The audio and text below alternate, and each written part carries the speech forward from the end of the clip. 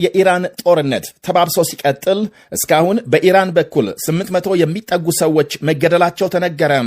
የሀገሪቱ ቀይ ጨረቃ ማህበር ዛሬ ማክሰኞ ባወጣው መግለጫም ከተገደሉት ሌላ በርካታ ቆስለው ሆስፒታል መግባታቸውን አመልክቷል። የእስራኤል ጥቃት አሁንም ተጠናክሮ ሲቀጥል ዛሬ ከሰዓት በቴሄራን የሀገሪቱ ፕሬዝዳንት ጽሕፈት ቤት አቅራቢያ ከፍተኛ ድብደባ መፈጸሟን ዘገቦች አመልክተዋል። የእስራኤል ጦር አሁን ባወጣው መግለጫም በፕሬዝዳንት ጽሕፈት ቤት በሀገሪቱ ብሔራዊ ደህንነት ምክር ቤት ላይ ድብደባ መፈጸሙን አረጋግጧል። ወታደራዊ የሥልጠና ጣቢያዎችና ሌሎች ቁልፍ መሠረተ ልማቶች ኢላማ መደረጋቸውን ስለደረሰው ጉዳት በትክክል አለመታወቁን የገለጸ ሲሆን ከኢራን በኩል ስለዚሁ ድብደባም እስካሁን የተባለ የለም። ይህ በእንዲህ እንዳለ በእስራኤል አሜሪካ ድብደባም 9 ሆስፒታሎች ተመትተዋል ተብሎ የወጣውን መረጃም የእስራኤል ጦር አስተባብሏል። በሆስፒታል ላይ ያነጣጠረ ድብደባም አልፈጸምንም ብሏል። እስራኤል በቤይሩት ዛሬ በፈጸመችው ጥቃት በርካታ መሠረተ ልማቶች መውደማቸው ሲነገር ሄዝቦላህ የሚጠቀምባቸውን ወታደራዊ ጣቢያዎች መምታቱን የእስራኤል መከላከያ ገልጧል። ቤይሩት የተፈጸመውን ጥቃት የሚያሳዩ ምስሎችም ወጥተዋል። አሜሪካና ኢራንን ስታደራድር የቆየችው ኦማንም አልቀረላትም። የሀገሪቱ የንግድ ወደብ በኢራን ድሮን መመታቱ ሲታወቅ አንድ ነዳጅ ማጠራቀሚያም ክፉኛ መጎዳቱ ተነግሯል። የኳታርና የሳውዲ ነዳጅ ማምረቻዎች ጥቃት ከተፈጸመባቸው በኋላም ሥራ በማቆማቸው በዓለም ነዳጅ ገበያም የዋጋ ጭማሪ መታየቱ ሲነገር አሜሪካም 14 ከሚደርሱ የመካከለኛው ምስራቅ ሀገሮች ዜጎቿ ለቀው እንዲወጡ ማስጠንቀቋን በቀን የዜና ዘገባም ማቅረባችን ይታወሳል። ከራሷም እስራኤልና ግብፅን ጨምሮ ከአካባቢው ሀገሮች በአስቸኳይ እንዲወጡ አስጠንቅቃለች። በኢራን ዋና ከተማ ቴሄራን የሚገኘው ታሪካዊ ቤተ መንግሥት ሳይቀር ጥቃት ተፈጽሞበታል። ጎሎስታን የተባለው ይሄው ቤተ መንግሥት በዩኔስኮ በቅርስነት የተመዘገበ ሲሆን በአቅራቢያው ፍንዳታ መድረሱን ተከትሎ ከፍተኛ ጉዳት እንዳጋጠመው የሀገሪቱ መገናኛ ብዙሃን ዘግቧል። የኢራን አብዮታዊ ዘብ የበላይ ጦር በበኩሉ በአሜሪካና እስራኤል ላይ የገሃነም በሮች ተከፍተዋል በማለት መዛቱ ተሰምቷል።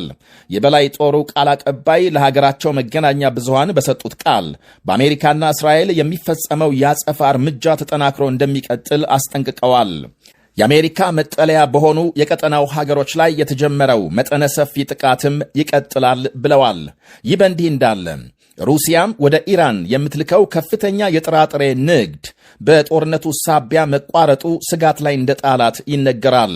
የሩሲያን ጥራጥሬ በብዛት በመሸመት ሦስተኛ ሀገር የሆነችው ኢራን ቀደም ሲል የገዛችው እህል ከጥቁር ባህር ሊጫን እየተዘጋጀ እንዳለ ጦርነቱ መነሳቱን ሮይተርስ ባለሥልጣናትን ጠቅሶ ዘግቧል። ይሄ ደግሞ ሩሲያን ትልቅ ኪሳራ ላይ እንደሚጥላት ባለሥልጣናቱ ገልጸዋል። ሩሲያም ከመካከለኛው ምስራቅ በርካታ የስንዴ ደንበኞች ሲኖሯት እስራኤል፣ ግብፅ፣ ቱርክ፣ ሳውዲ አረቢያ፣ ኢራን ይጠቀሳሉ። ዘግይቶ በወጣ ዜና ደግሞ እስራኤልና አሜሪካም በቴሄራን በፕሬዝዳንታዊ ጽሕፈት ቤት ሕንፃዎች በፈጸሙት ድብደባ 100 ተዋጊ ጀቶች መሳተፋቸውን የእስራኤል አየር ኃይል ማምሻውን ገልጧል። ጀቶቹ በጥቂቱ 300 ገደማ ቦምቦች መጣላቸውንና ድብደባው የሀገሪቱ ፕሬዝዳንት ቢሮ፣ የብሔራዊ ጸጥታ ምክር ቤት ጣቢያና ሌሎች ቁልፍ ተቋማትን ኢላማ ማድረጉን አመልክቷል። ታዲያም ድብደባው በተፈጸመበት ጊዜ የሀገሪቱ ባለሥልጣናት ወይም ሌሎች ኃላፊዎች ስለመኖራቸው በዝርዝር አልተገለጸም።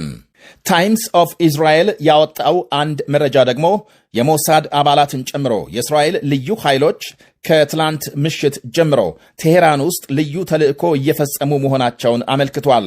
የዛሬው የኢራን መሪዎች መኖሪያና መስሪያ ቤቶች የመደብደባቸው ዘመቻም ከልዩ ኃይሎቹ እንቅስቃሴ ጋር የተገናኘ ሳይሆን እንዳልቀረ ጠቅሷል። ለዛሬው የእስራኤል ድብደባም ኢራን በሰነዘረችው ያጸፋ ጥቃት በማዕከላዊ እስራኤል 12 ሰዎች ቆስለው ሆስፒታል መግባታቸው ተነግሯል። ሰዎቹ ከመቁሰላቸው ውጪ ሌላ ጉዳት ስለመድረሱ የተባለ የለም። የቱርክ መንግስት በሌላ በኩል ጦርነቱን ለማስቆም ፕሬዝዳንት ራሲብ ጣይብ ኤርዶዋን ሰፊ የዲፕሎማሲ ጥረት መጀመራቸውን ገልጧል። እና አሜሪካም በኢራን ላይ ኢራን ደግሞ በቀጠናው ሀገሮች ላይ የፈጸሙ ያለው ጥቃት ጦርነቱን እያቀጣጠለ ነው ብሏል የቱርክ መንግስት። ከጉዳዩ ጋር በተገናኘ የቱርክ ውጭ ጉዳይ ሚኒስትር ሃካን ፊዳን ከተለያዩ ሀገራት አቻዎቻቸው ጋር እየተነጋገሩ መሆናቸው ተመልክቷል።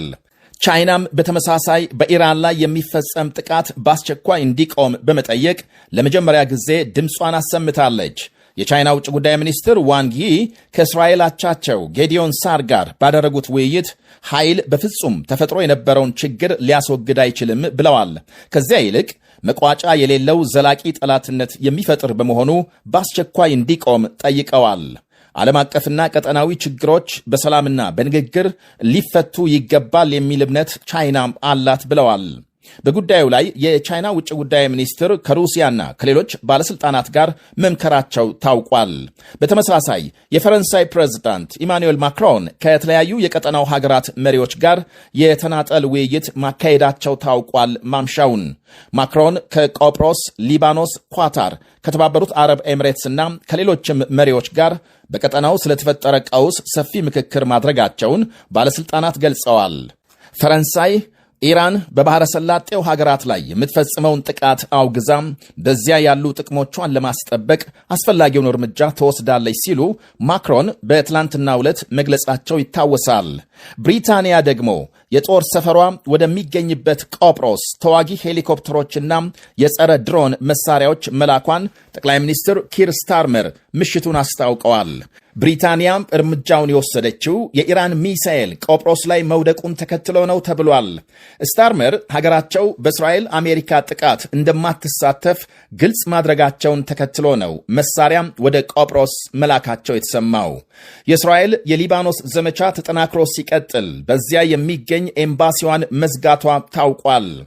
አሁን በደረሰን ዜናም በካናዳ ቶሮንቶ በአንድ የአይሁዳውያን ቤተ መቅደስ ላይ ጥቃት ተፈጽሟል። ስለደረሰው ጉዳት እስካሁን የወጣ ዝርዝር የለም። አሁን ማምሻውን የወጣም ሌላ መረጃ ደግሞ የኢራን ቀጣይ እርምጃን አሳይቷል። የአሜሪካና እስራኤል ጥቃት የሚቀጥል ከሆነ የኢራን ምላሽ ወደ ሁሉም የመካከለኛው ምስራቅ የንግድና ሌሎች ተቋማት እንደሚሸጋገር የኢራን አብዮታዊ ዘብ የበላይ ጦር አስታውቋል። ከዚህ በኋላ ሁሉም የመካከለኛው ምስራቅ የንግድ ማዕከላት ይመታሉ ሲል አስጠንቅቋል። የአሜሪካ ፕሬዝዳንት ዶናልድ ትራምፕ በበኩላቸው ኢራን ጥይት እየጨረሰች ነው የሚል መግለጫ ሰጥተዋል።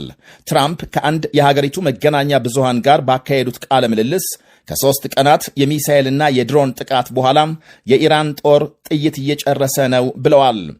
አሊ ካማኒ ስለተገደሉበት የቀዳሚው ዘመቻ አንስተው እጅግ ፈጣንና ወሳኝ እርምጃ እንደነበር አድንቀዋል።